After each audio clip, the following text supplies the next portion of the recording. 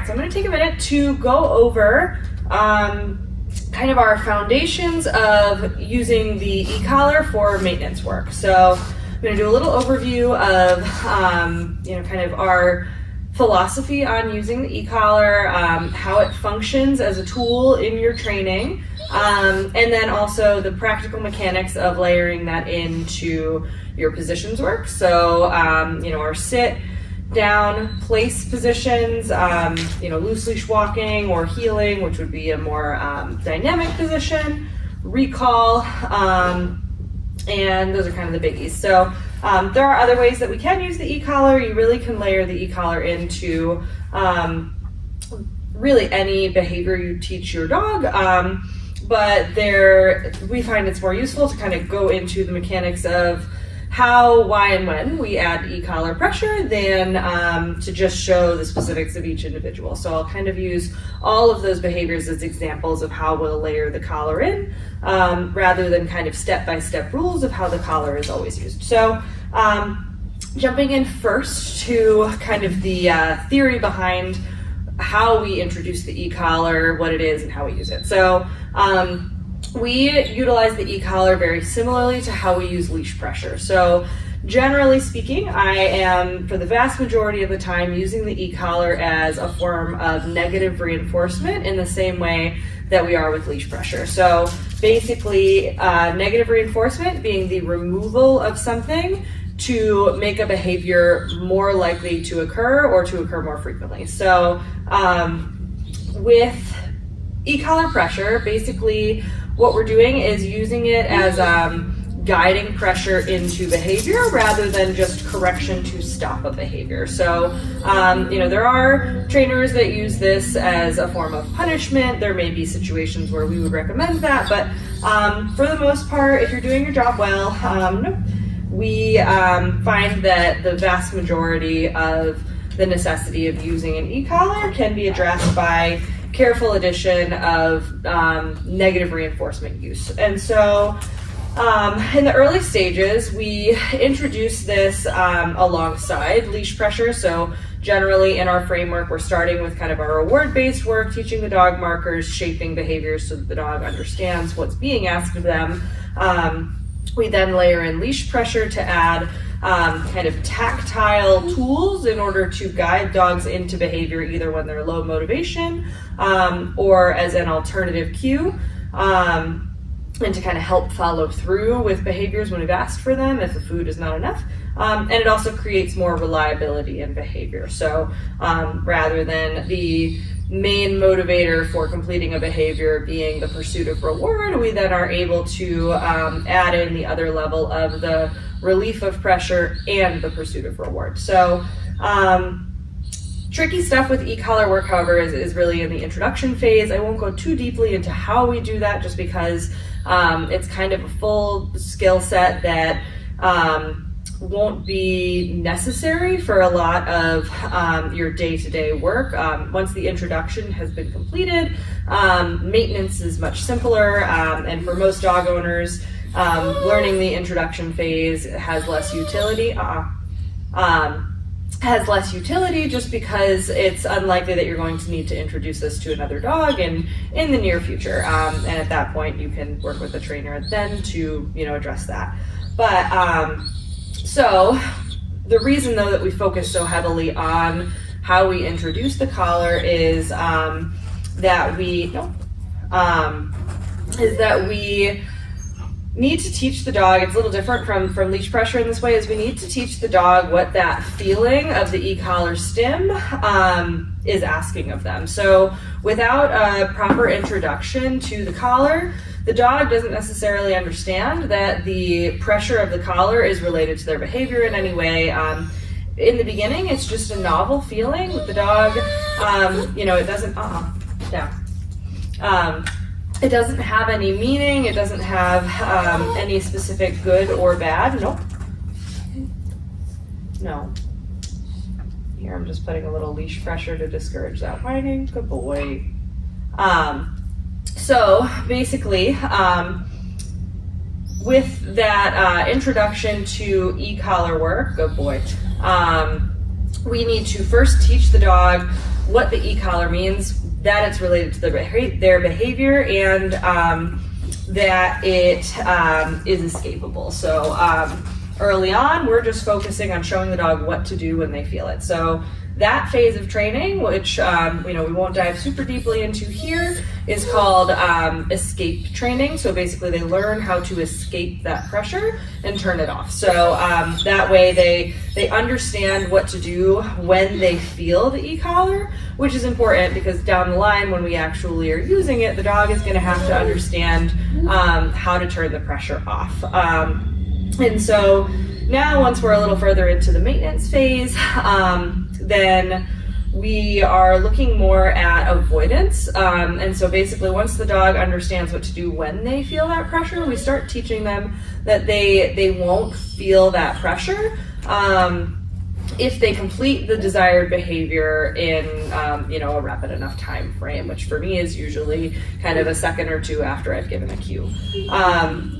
And so with these guys, we are kind of just layering it in at this point as a secondary tool when the dog fails to follow through with a given command. On a similar note, it's important to note that the e-collar isn't its own behavior.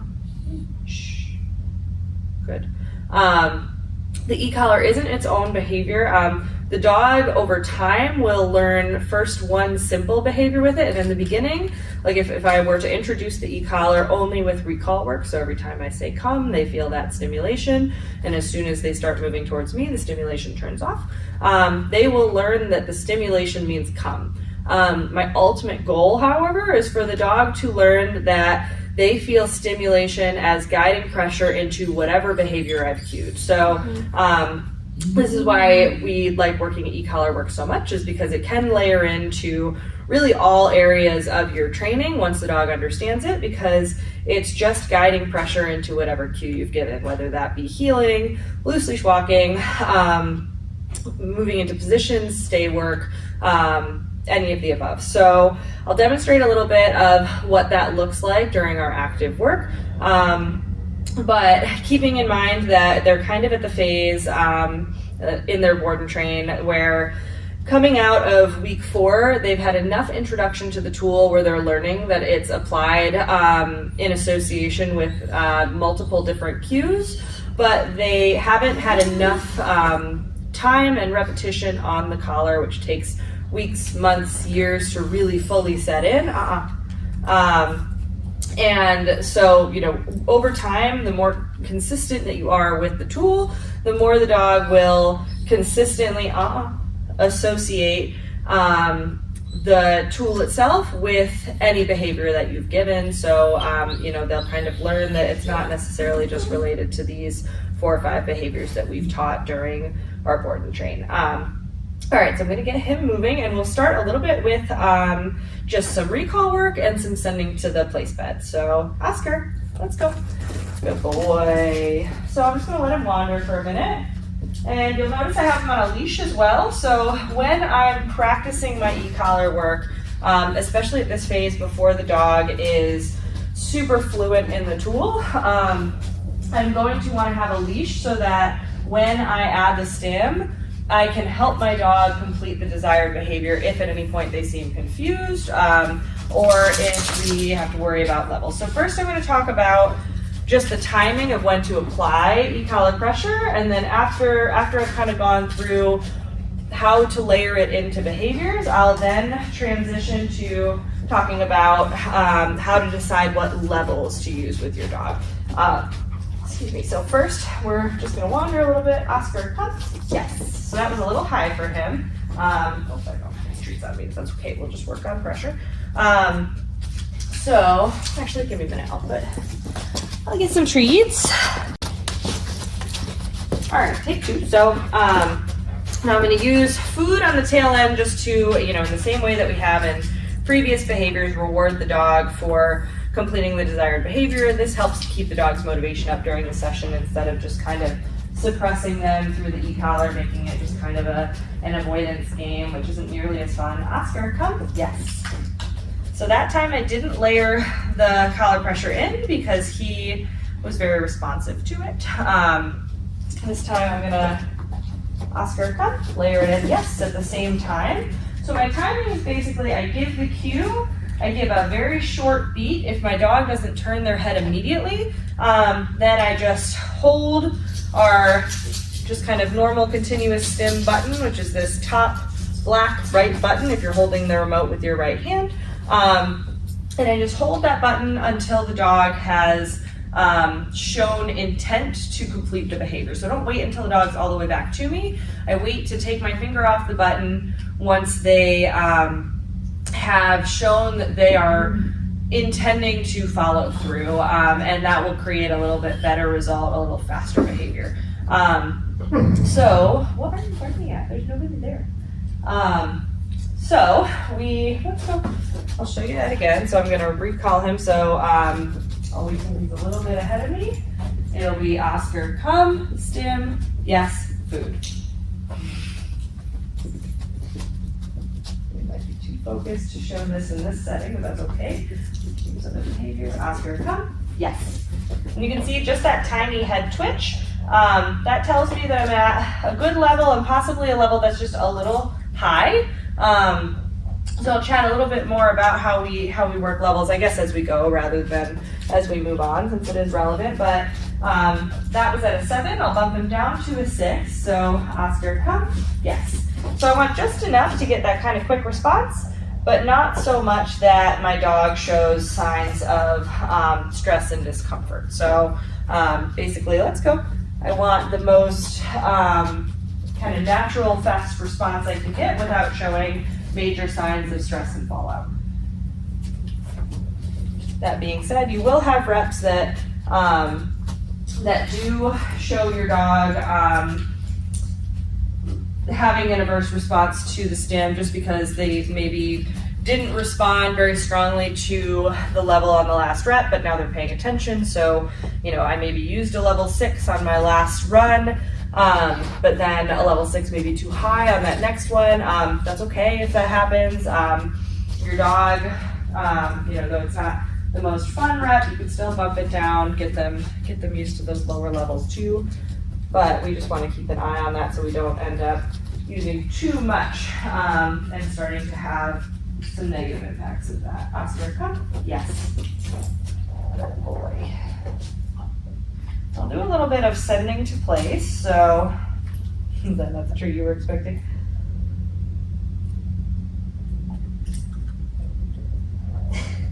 Alright, we'll use the liver trees. You ready? Place. Holding the button, letting off as, nope, place, as soon as he shows that he's going to go on. So there, what I did was press the button just after saying place to help guide him up. Let off as soon as he looked like he was going to pop onto the place bed. If he then makes the decision to then avoid the place bed, then I'll just start my stim again and remind with another cue or just a nope to let him know that was not the correct response. Go. Good boy. Ready? Place. Good. So that tells me that 6 is a little too high there. It wasn't too bad on the last one. Down. Good boy. Go. Good job. One more. Place. Stim. Guiding with the leash if he seems a little uncertain. So if you are worried that your level might be too high or your dog is showing signs of discomfort from the e-collar, but also kind of showing signs that they might be confused. We haven't done quite as many drills of sending to place so far, so I know this is not an area that he's super fluent in. So I'm gonna, rather than just bump up my levels higher to alleviate that lack of response, I'm going to use my leash first to help make sure that there's clarity in what I'm asking. And then if I have had enough reps of the dog going to place without the help of the e-collar or with only minimal help from the e-collar, then I can start paying a little more attention to leaning into this tool. But what I don't want to do is accidentally start leaning too heavily on the e-collar before my dog actually understands what I'm asking, which is just kind of setting them up to fail. Since the e-collar doesn't offer a lot of direction into what we're looking for the dog to do, which is why we start with e-collar pressure, just because, which is why we start with leash pressure, because the e-collar doesn't really offer any sort of direction or clue to what the dog is supposed to be doing if they're not entirely certain yet. We'll give that another go. Oscar, you ready? Place, stim, a little bit of body pressure to help. I kind of just walked with him. Good boy. Go. Try one more, see if I can do it without as much body and leash help. You ready? Place, little stim. Still on a 5. I'm just gonna wait him out on this one, see if he can figure it out. Yes, good boy. Good. Is that a little learning rep? Go. Then I'm gonna see again if this time he puts it together. So I gave him a little bit of I gave him help the last 2 reps, and then that last one, I kind of wanted to see if he could problem solve his way out of the pressure. I gave him kind of minimal assistance. Let's go. Let me get him moving. I don't want to start stimming him from it down. I want to set him up where he's kind of teed up. Place. Little stem. Nope. Just move him out. Yes. Good boy. And the reason he's offering that down is because that is a behavior that we have layered in quite a bit of previous e-collar practice. So he's just trying something that's worked very well for him to avoid the pressure. Go. And so, it's just his way of saying, is this the right answer? So it's not something I'm going to get frustrated about or even worried about. This is just a newer behavior that we've taught. So we'll do one more rep with that. Oscar, place, stim, letting off. Good boy. So I don't mind that it's a little slow and uncertain, just because this is kind of a learning phase. We can always bring up the speed as we go. I might do more heavy food work for that. Really, this is just me taking the opportunity to demonstrate what this looks like when you're kind of in that phase of the dog understanding the basics of the collar, but needing more time and repetitions with you, the owner, before they have full fluency. So I think there's a lot of value in seeing the dog in this middle ground and not in that perfectly fluent phase, so that you have a good feel for how to problem solve as you go. So I'll work it down in there. So Oscar, down. And here he gave me a down without any opposition. He's very focused, so I did not touch the e-collar at all for that. I'm going to kind of see where we're at on that rather than demonstrating with the actual stem. Go. Good boy. Down. Stimming here. I'll wait until he starts good, lowering that front end, and then as soon as he started to lower, that was when my finger came off the button. Go. Good boy.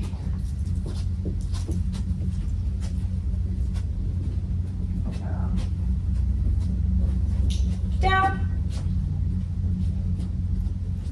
I chose to wait that time. I could have stimmed just a little bit earlier after that kind of beat or two before he laid down, but what I don't want to happen is for the dog to expect the stim on every rep, just because they may then become almost counter-conditioned to the behavior. So I don't want the dog building stress around the down command because they feel like every because they feel like every rep that you've said down, they feel the collar, and it, to them, if they don't feel like there's a fun way to do that behavior without escaping the pressure and avoiding it entirely, you may get kind of slower, sloppier positions. So we'll get rolling again. Go. Good boy. So I'm gonna up the pace.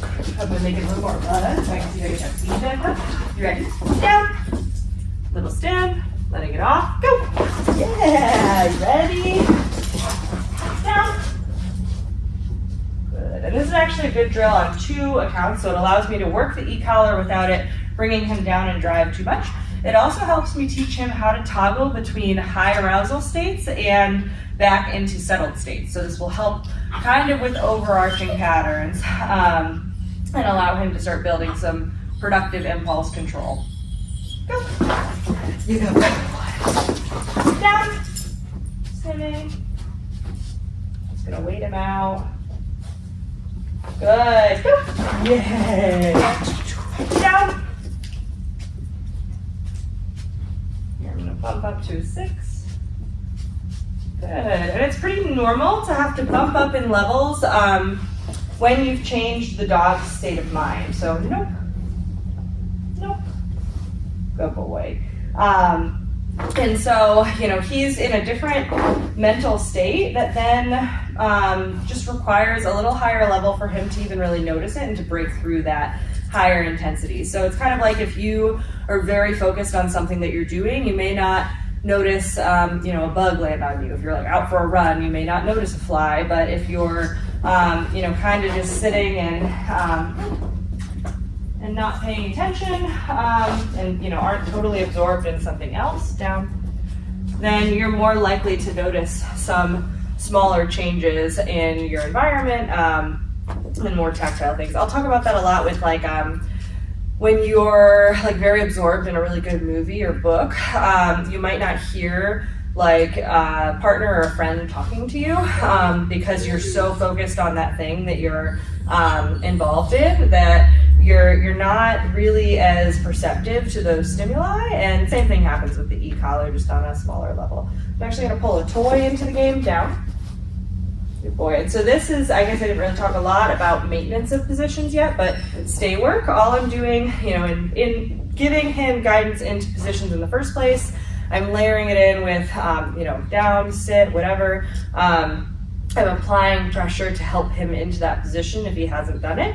But then if he leaves position before I've either given a terminal marker or a release cue, I'm just maintaining that by either saying no and using the e-collar to guide him back, or I'll say no and the position again if I think my dog maybe has just lost focus and isn't entirely sure what they're supposed to be returning to, because sometimes dogs do, you know, if they get distracted by, you know, if a squirrel were to run by, they may not remember that they were in a down state because they're too busy thinking about the squirrel. So I sometimes will give a little guiding help. Good boy.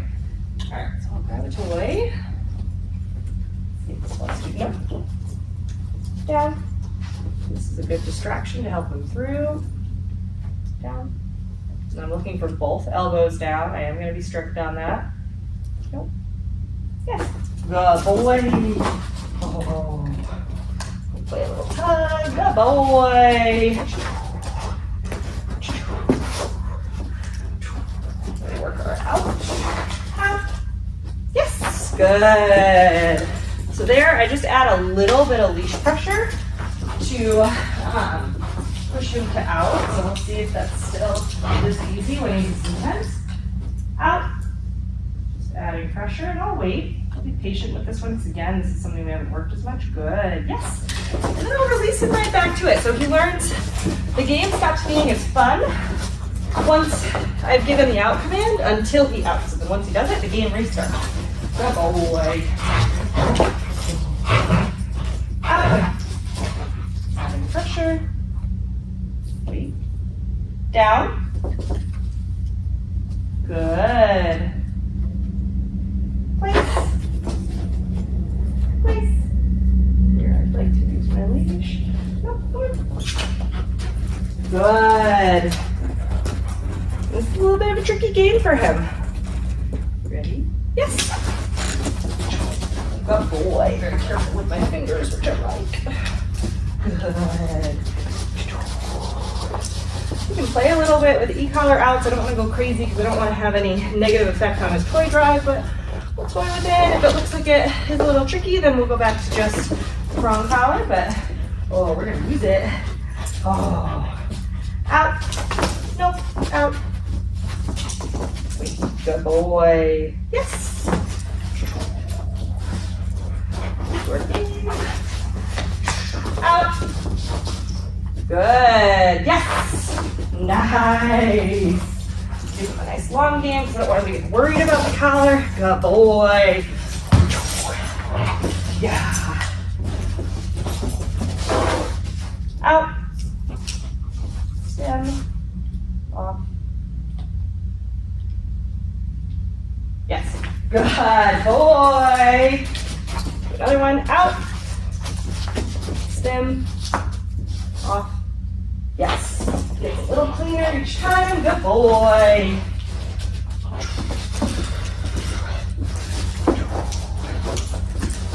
Oh, let him win this one.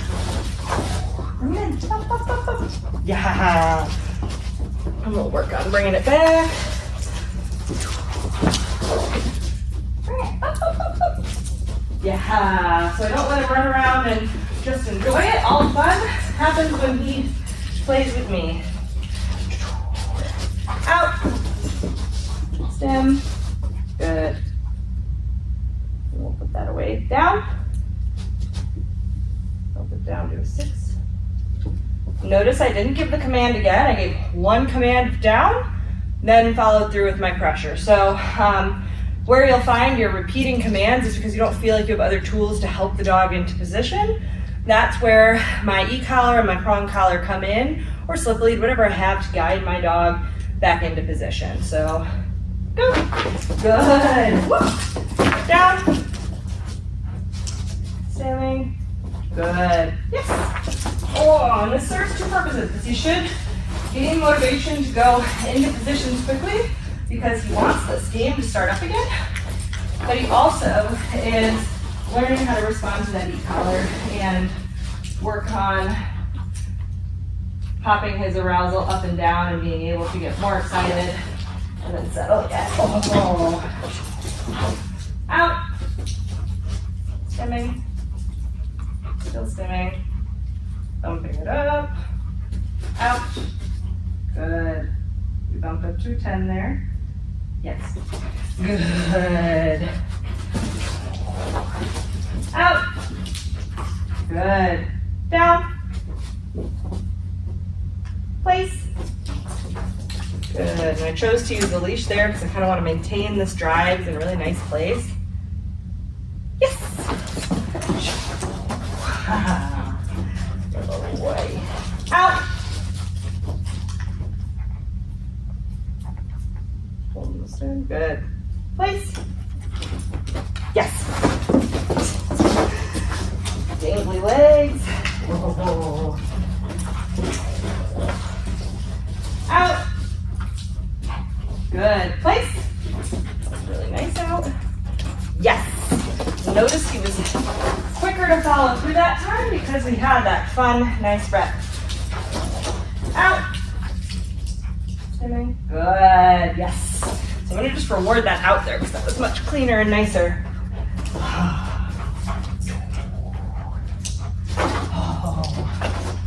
Oh. Out. Stimming. Good. Place. Down. And we'll end the session there. So down. Good boy. So,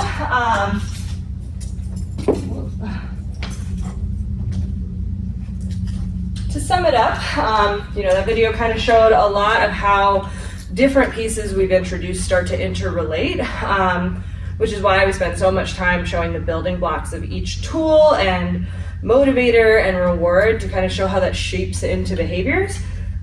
Just because in your final work they will bleed into each other and you'll find yourself kind of seamlessly working in adding reward in places where you need to bring your dog up in motivation and drive, adding pressure in places where you need to build reliability or create some stability or give your dog information about where they're going wrong.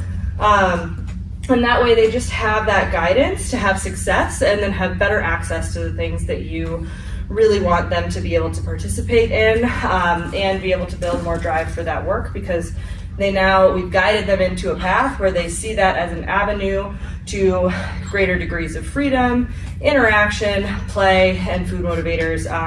There's other ways as well, but those are kind of the simplest ones that we see early on. So to kind of sum it up, for known behaviors, we're layering e-collar pressure in to kind of back up our cues. So if I've asked my dog for a down, a sit, or recall, and they have not shown that they're about to follow through with that, that's when I'll start applying pressure through the e-collar. And then if I'm finding that my dog isn't responding well to that, if I think it's lack of motivation, then I will generally bump up my levels very gradually. And so usually I'm not too worried about the numbers. I'm just holding the button. If I still see no response, I start rolling the dial with my thumb. I'm not sure how well it'll show up, but it's basically I'll press the button and then roll with my thumb across till it kind of gradually ups the number.